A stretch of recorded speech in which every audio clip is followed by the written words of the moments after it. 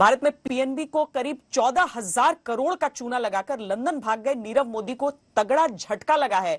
London की Westminster district court ने नीरव मोदी के प्रत्यर्पण को मंजूरी दे दी है। यानी नीरव मोदी को भारत लाकर उसके केस का ट्रायल करने की मुहिम को बड़ी कामयाबी मिल गई है। फरवरी 2018 में भारत से भागने के बाद नीरव मोदी मार्च 2019 में लंदन में गिरफ्तार हुआ था। भारत ने उसके प्रत्यर्पण को लेकर लंदन कोर्ट में बड़ी लड़ाई लड़ी। आज वेस्टमिंस्टर कोर्ट में भारत की कोशिशें रंग लाई, क्योंकि भारत में न्याय न मिलने से लेकर सुरक्षा, जेल की स्थिति और खुद अपनी मानसिक स्थिति की नीरव मोदी की दलीलें कोर्ट में औंधे मुंह गिर गईं। हालांकि अभी नीरव मोदी के विकल्प खत्म नहीं हुए हैं। ब्रिटेन से प्रत्यर्पण कराने में अभी कई और स्टेप्स हैं, जिनमें महीनों या कुछ साल भी लग सकते हैं। लेकिन लंदन कोर्ट का फैसला अपने आप में इसीलिए बेहद अहम है क्योंकि उसने प्रथम दृष्टया नीरव के खिलाफ केस को पुख्ता माना है, साथ ही भारत की न्याय व्यवस्था और भारत के भरोसे पर यकीन किया है।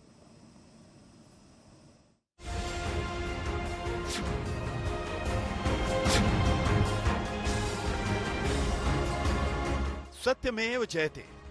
भारत के भगोड़े नीरव मोदी पर लंदन की वेस्टमिंस्टर कोर्ट के फैसले का सार यही है। 13,600 करोड़ की धोखाधड़ी के आरोपी नीरव मोदी ने लंदन की कोर्ट में अपने प्रत्यर्पण को मंजूरी न देने की बहुत दलीलें दी। अपने मानसिक स्वास्थ्य, जेल में अपनी सुरक्षा, भारत में न्याय मिलने की गारंटी न होने जैसे थोथे तर्क रखे, लेकिन कोर्ट ने सब ठुकरा दिया। वेस्टमिंस्टर कोर्ट के जज सैम गूजी ने भारत में नीरव मोदी के प्रत्यर्पण को अपनी मंजूरी देने के साथ कहा कि मैं संतुष्ट हूं कि नीरव मोदी के खिलाफ पीएनबी धोखाधड़ी मामले में सबूत हैं। प्रथम दृष्टया केस बनता है। सीबीआई और ईडी ने धोखाधड़ी, मनी लॉन्ड्रिंग, गवाहों को डराने और सबूतों को नष्ट करने के जो आरोप लगाए हैं, वो केस पहली नजर में बनते हैं। नीरव मोदी पर भारत में जवाबदेही का केस बनता है। भारत की न्याय प्रणाली, जेल के हालात और राजनीतिज्ञों का नीरव मोदी के केस में दखलंदाजी करना और सही न्याय यानी फेयर ट्रायल नहीं मिलने की सारी जिरह को जिस पर नीरव मोदी का केस टिका था, उसे इस कोर्ट ने, वेस्टमिंस्टर मजिस्ट्रेट कोर्ट ने खारिज कर दिया। जज सैमुअल क्रोजी ने भारत के द्वारा दी गई सारी अश्योरेंसेस को मानते हुए, उसका मान करते हुए एक्स्ट्रेडिशन का, प्रत्यार्पण का ऑर्डर दिया। हालांकि नीरव मोदी के पास और भी कानूनी दावपेच मौजूद हैं, लेकिन इन सब का इस्तेमाल उसे वॉन्सवर्थ प्रिजन में रहते हुए ही करना होगा, जहां वो 20 मार्च 2019 से। नीरव मोदी के प्रत्यर्पण को मंजूरी देने में लंदन की कोर्ट ने मुंबई की आर्थर रोड जेल के बैरक नंबर 12 के वीडियो पर भरोसा किया। अगस्त 2020 में कोर्ट के सामने जेल बैरक का वीडियो पेश किया गया था। वीडियो के आधार पर भारत सरकार ने लंदन की कोर्ट को भरोसा दिया था कि नीरव मोदी भारत की जिस जेल में रहेगा उसकी व्यवस्था ठीक है। लंदन की कोर्ट ने माना कि आर्थर रोड जेल की बैरक नंबर 12 ओवर क्राउडेड नहीं, साथ ही जेल कैदियों के लिए मुंबई के जेजे अस्पताल में वार्ड तय है, जहां जरूरत पड़ने पर मेडिकल सुविधा ली जा सकती है। नीरव मोदी ने लंदन कोर्ट में डिप्रेशन को आधार बनाकर प्रत्यर्पण की मंजूरी से रोकने की कोशिश भी की थी, लेकिन डॉक्टर फोरेस्टर की रिपोर्ट के आधार पर लंदन कोर्ट ने नीरव के इस दाव को अस्वीकार कर दिया।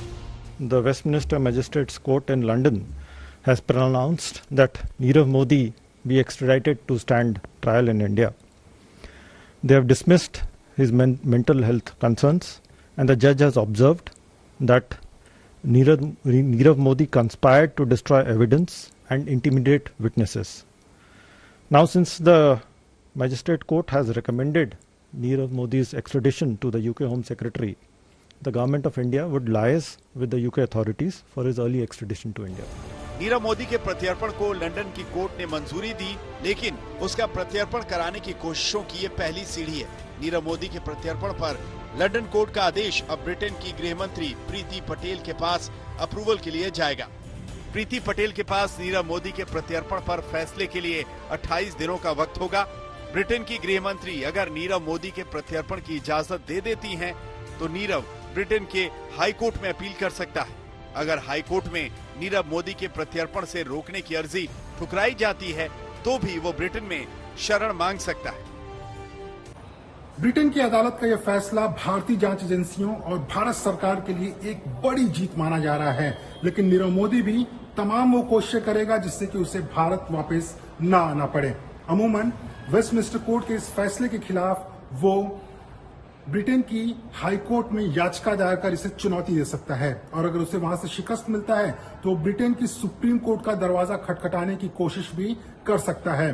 अगर उसे वहां से भी हार मिलती है तो अपने मानवाधिकारों के हनन का हवाला देते हुए यूरोपियन ह्यूमन राइट्स कोर्ट के सामने भी याचिका दायर कर सकता है और अगर उसे वहां से भी हार मिलती है तो उसके पास आखिरी विकल्प होगा कि अपने खिलाफ लगे सभी आरोपों को राजनीतिक साजिश बताते हुए वहां पर असाइलम यानी कि शरण की मांग भी कर सकता है।